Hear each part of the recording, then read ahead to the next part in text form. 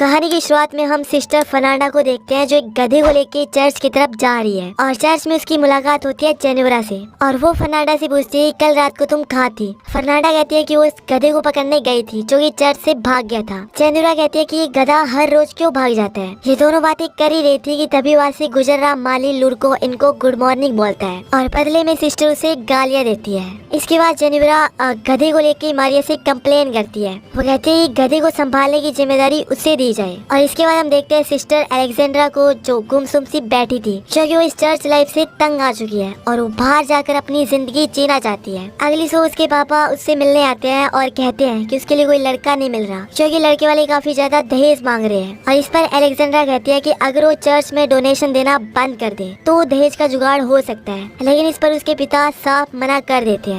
अगले दिन तीनों सिस्टर बुने हुए कपड़ों को लेकर जा रही थी तभी वहाँ पे ठरकी लुड़को आ जाता है और उन्हें अपनी गंदी नजरों से घूरने लगता है। तीनों सिस्टर उसे देख लेती है और लुड़को को गालियाँ देने लगती है और उसे पीट भी देती है। इधर फादर तोमासो सिस्टर के द्वारा बुने हुए कपड़ों को लेकर उन्हें बेचने के लिए बाजार जाता है जहाँ रास्ते में उसकी मुलाकात होती है लुड़को से। लुड़को कहता है कि अब वो चर्च में काम नहीं करेगा क्योंकि सिस्टर्स ने उसका जीना हराम कर रखा है और आज तो उसे पीट भी दिया है। तोमासो लुड़को से रिक्वेस्ट करता है कि आगे से ऐसा कुछ नहीं होगा, तुम प्लीज मत जाओ, मगर लुड़को नहीं मानता और वहाँ से चला जाता है। अगले सीन में हम देखते हैं किंग ब्रूनो को जो अपनी वाइफ के साथ डिनर कर रहा है और अपनी वाइफ से कुछ जरूरी बात कर रहा है, लेकिन उसकी वाइफ का ध्यान अपने नौकर पे है क्योंकि इन दोनों का अफेयर चल रहा है। रात में अपने नौकर से कहते हैं कि उसका हस्बैंड ब्रूनो कोई काम का नहीं है, उससे घंटा कुछ नहीं होता। और इसके बाद ये दोनों फिर से रंगरलियां मनाने लगते हैं, लेकिन तभी आ जाता है ब्रूनो और इससे पहले कि ब्रूनो उसे देख पाता वो दबे पाँव वहाँ से भाग जाता है। ब्रूनो उसकी शक्ल तो नहीं देख पाता लेकिन उसे भागते हुए जरूर देख लेता है और उसे शक हो जाता है कि कोई जरूर उसका नौकर है और वो अपने नौकरों के क्वार्टर में आता है और सभी की छाती पे हाथ रख के देखता है ताकि उसे पता चल सके कि कौन अभी भाग के आया है, किसकी सांसें तेज चल रही है। ब्रूनो उसी नौकर की छाती पे हाथ रखता है जो अभी उसकी पत्नी के साथ सो के आया है। उसकी सांसें तेज चल रही थी लेकिन अंधेरा होने की वजह से वो पहचान नहीं पाता कि वो कौन है, लेकिन ब्रूनो उसकी चोटी काट देता है ताकि सुबह उसे पता चल जाए कि ये कौन है। लेकिन वो नौकर ब्रूनो की छाती सबकी चोटियां काट देता है ताकि ब्रूनो को उसके बारे में एक घंटा पता ना चले।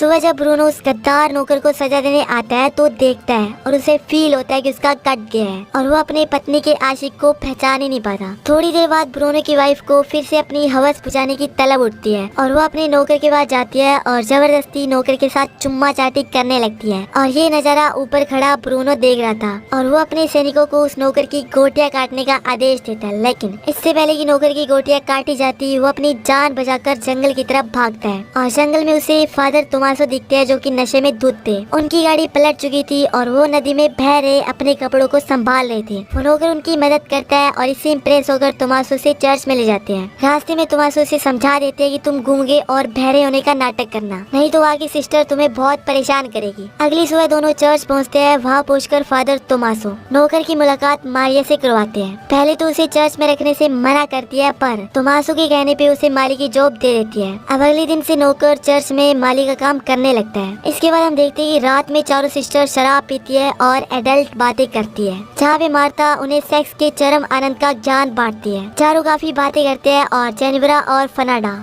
तो इंटीमेट भी होते हैं। अगली सुबह जब वो नौकर खुदाई कर रहा था तभी वहाँ पे अलेक्जेंड्रा आ जाती है और वो उसे किस करती है और नौकर भी पूरा फायदा उठाने लगता है। तभी चर्च की घंटी बजती है और अलेक्जेंड्रा वहाँ से चली जाती है। इधर जेनिफर और फर्नांडा कपड़े धो रही होती है तभी वहाँ पे अलेक्जेंड्रा भी आ जाती है। फर्नांडा अलेक्जेंड्रा से पूछती है तुम्हारे कपड़े इतने गंदे कैसे हो गए। अलेक्जेंड्रा कहती है कि उस गूंगे नौकर को गड्ढा खोदने में मदद कर रही थी और ये सुनकर फर्नांडा और जेनिफर को यकीन नहीं होता क्योंकि पहले उन्होंने कभी उसे काम नहीं देखा था। एक दिन जेनिफर फर्नांडा और उसकी दोस्त मार्था को जंगल की तरफ जाते देखती है और वो उनका पीछा करती है और देखते है कि वो दोनों बेलाडोना बना रही थी। फिल्म के अकॉर्डिंग बेलाडोना एक ऐसा पत्ता है जिसके सेवन से मर्दों को अट्रैक्ट किया जा सकता है। मार्था फर्नांडा की आंखों में बेलाडोना की बूंदे डाल लेती है और उसकी उंगली पर छोटा सा कट लगाकर उसका खून पीने लगती है और ये सब झाड़ी में छिपी जेनिफर देख रही थी। इसके बाद फर्नांडा और मार्था दोनों उस नौकर के कमरे में पहुंच जाती है जहाँ पे नौकर सो रहा था, लेकिन अगले पल हम देखते हैं कि तीनों एक दूसरे पे भूखे भेड़े की तरह झपट पड़ते हैं। मार्था और फर्नांडा अपनी हवस पुछाने में लगी थी और नौकर भी अपना पूरा योगदान दे रहा था। और इसके बाद हम देखते हैं कि एक आदमी चर्च की इन्वेस्टिगेशन के लिए आता है। वही मौके का फायदा उठाकर वो नौकर अलेक्जेंड्रा के रूम में आ जाता है और दोनों शुरू हो जाते हैं।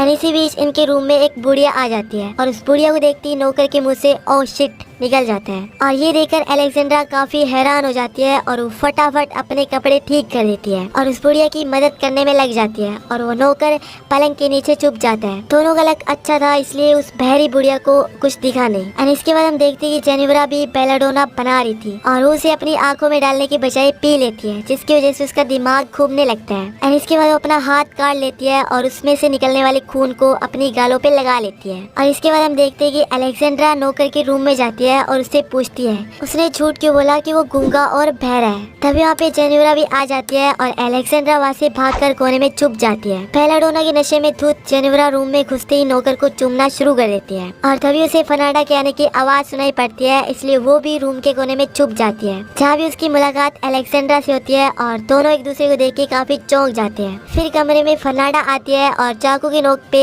नौकर को किडनैप करके जंगल में ले जाती है। अलेक्जेंड्रा और जेनिफर दोनों उसका पीछा करने लगती है और जंगल में पहुंच के वो देखती है उनके होश उड़ जाते हैं। वो देखती है कि जंगल के बीचों बीच काफी सारी नंगी चुड़ैलें आ रखी है और आग जलाकर उनके चारों तरफ नाच रही है और पास ही में रस्सी से बंधा नौकर भी पड़ा है। इस सिचुएशन को देखकर दोनों को समझ में आ जाता है कि फर्नांडा और मार्था उस नौकर की बलि चढ़ाने वाली है। मार्था उस नौकर को मारने वाली होती है कि तभी वहाँ पे जेनिफर आ जाती है और उन चुड़ैलों को मारने लगती है। मार्था जेनिफर को शांत कराने की कोशिश करती है पर नशे की धुत में जेनिफर मार्था को ही मारने लगती है और इतना मारती है कि उसे बेहोश कर देती है। अलेक्जेंड्रा मार्था को जेनिफर को मारने से रोकती है और तभी वो नौकर भी बोल पड़ता है कि वो गूंगा बहरा नहीं है और तभी खून में लथपथ नंगी जेनिफर भागती हुई चर्च में पहुंचती है और चिल्लाकर सबको इकट्ठा कर लेती है और सबको बताती है कि फर्नांडा एक डायन है। तभी मारिया के रूम से फादर तोमासो निकलता है, जिसे देखकर सभी हैरान हो जाते हैं और अगली सुबह सबको सजा सुनाई जाती है। फादर तोमासो को एक दूसरे चर्च में भेज दिया जाता है जहाँ पे सिर्फ मर्द रहते हैं और उस नौकर को